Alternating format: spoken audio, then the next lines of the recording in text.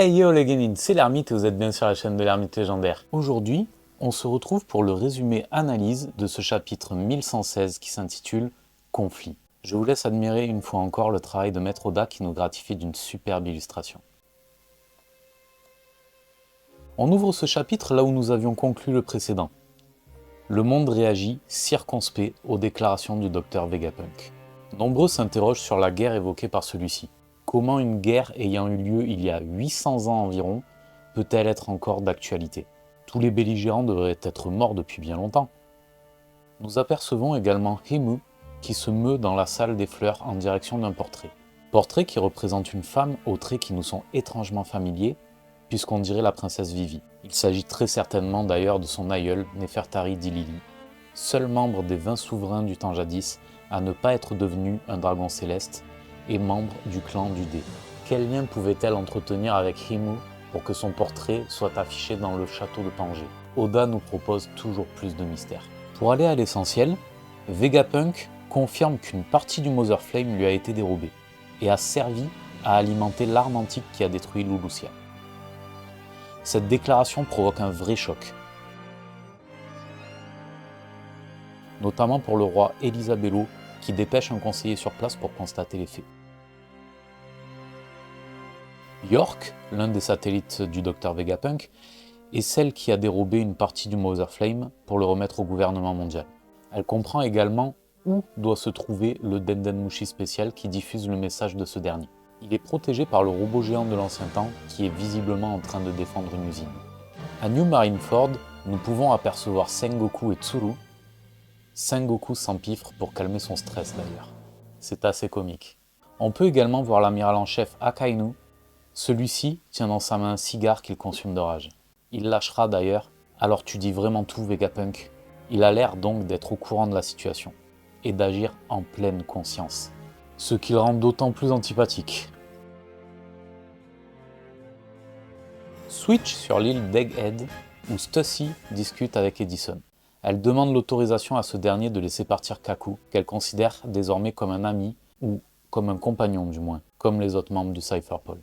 Elle demande l'autorisation de laisser. Edison comprend le conflit qui se livre en elle. Il sait que cela ne remet pas en cause sa loyauté envers Vegapunk, et il se permet d'ajouter « Un tel conflit dans ton cœur est ce qui te rend humaine, Stussy ». Vegapunk révèle également que Joy Boy avait prévu de transmettre les armes antiques aux prochaines générations, ce qui le laisse perplexe sur ses intentions et son rôle dans ce conflit. Joy Boy, bon ou mauvais? Joy Boy pourrait avoir été le méchant du siècle oublié. Toujours est-il que pour Vegapunk, le monde a de grandes chances de se retrouver à nouveau submergé par les flots. Il va lâcher également au calme que le roi des pirates et son équipage sont au courant de tout. Mais ils ont disparu sans agir et surtout sans rien dire à personne. Pourquoi?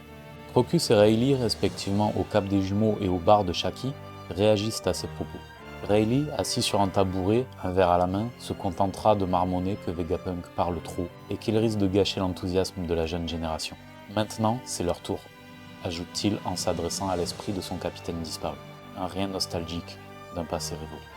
En conclusion, les Genin, je me répète à chaque fois, semaine après semaine, mais c'est du très lourd.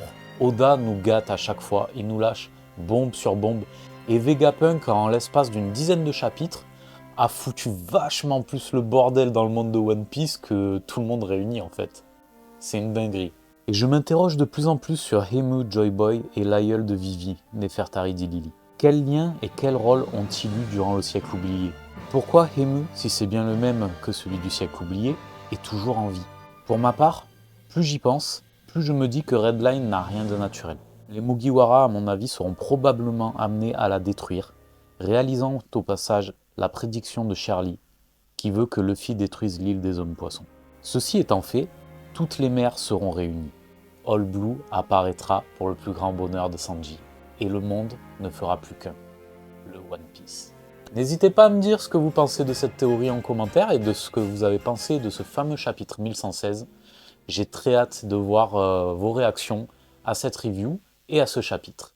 Je vous dis à la prochaine, n'oubliez pas de mettre les petits pouces en l'air, abonnez-vous, likez, partagez, soyez curieux, construisons notre légende et je vous dis à la prochaine. Ciao.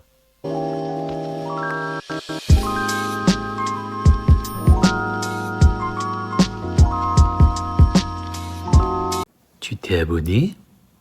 Tu t'es pas abonné? Abonne-toi!